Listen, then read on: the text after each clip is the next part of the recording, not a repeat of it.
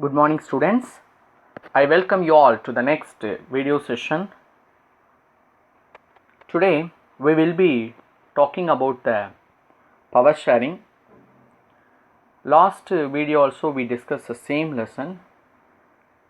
In this video we'll wind up the lesson. Okay, let us make a move into the subject. First slide that I have given here is why power sharing is desirable. So power sharing is desirable because of two different sets of reasons. First set of reason is prudential. It stresses that power sharing will bring out better outcomes. Power sharing is good because it helps to reduce the possibility of conflict between social groups. As you know very well, since social conflicts often leads to the violence and political instability, power sharing is good way of ensuring the stability of political order. Apparently, imposing the will of majority community over others may look like an attractive option, but in the long term, it undermines the unity of the nation. So tyranny, that means a despotic rule of the majority, is not only oppressive for the minority community, sometimes it brings ruin to the majority class itself. The second set of reason, that is moral reason, which emphasizes that very act of power sharing is valuable. Power sharing is the very spirit of democracy. So people have a right to be consulted on how they are to be governed. So a legitimate government is one where citizens through participation can acquire a stake in the system. So both of these reasons are emphasizing the importance of need for power sharing. Okay. Next, forms of power sharing. Okay. So in a democracy, people are the source of all political power.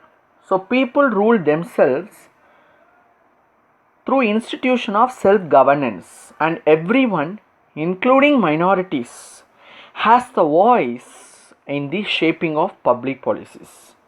So in a democracy, political power should be distributed among as many citizens as possible.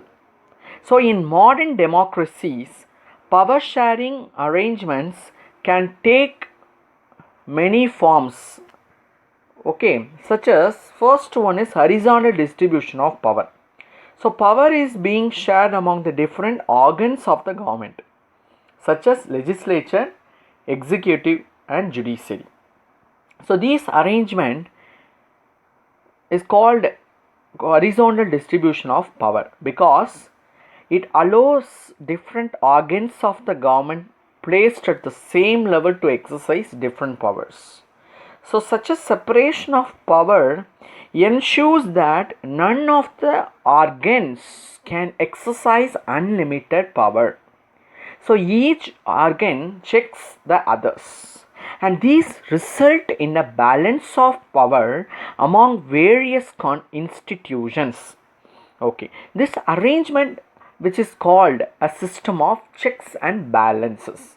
So for example, the judges are being appointed by the executive, but they can check the functioning of executive or even laws made by the legislature.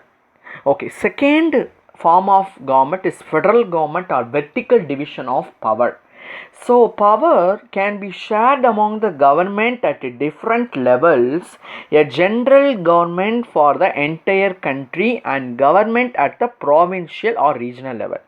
So such a general government for the entire country, which is usually called the federal government.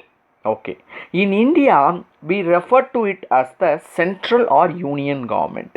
And the governments at the provincial or regional level are called in the different names in different countries.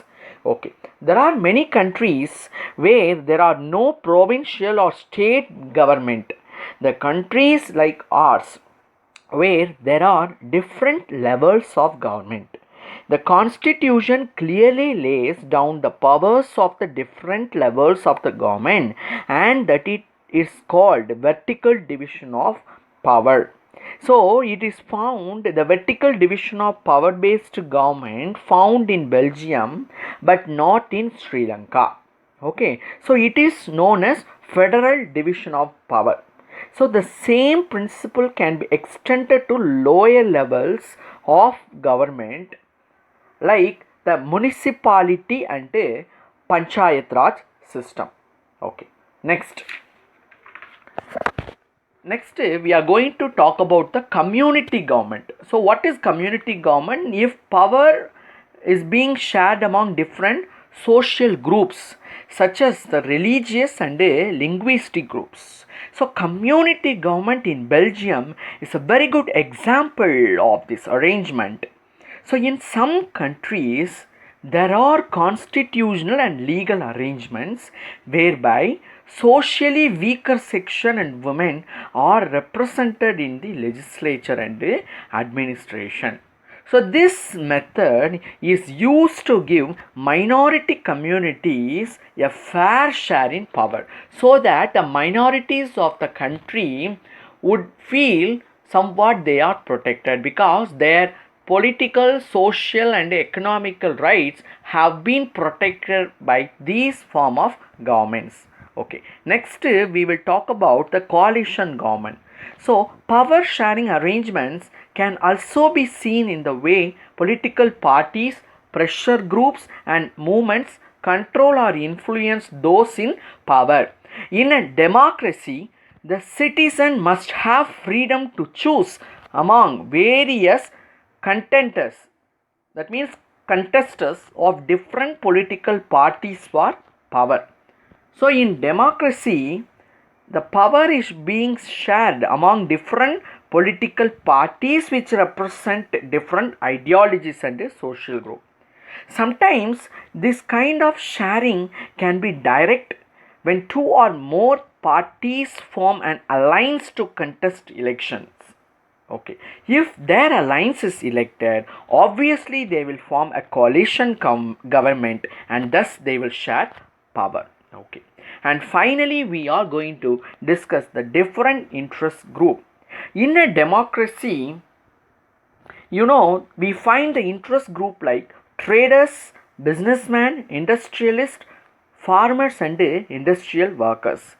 They also have a share in governmental power through participation in the governmental committees or bringing influence on the decision making process. Okay, so with that we have successfully completed this lesson of power sharing. So I hope, dear student, you must have understood all the concepts that we have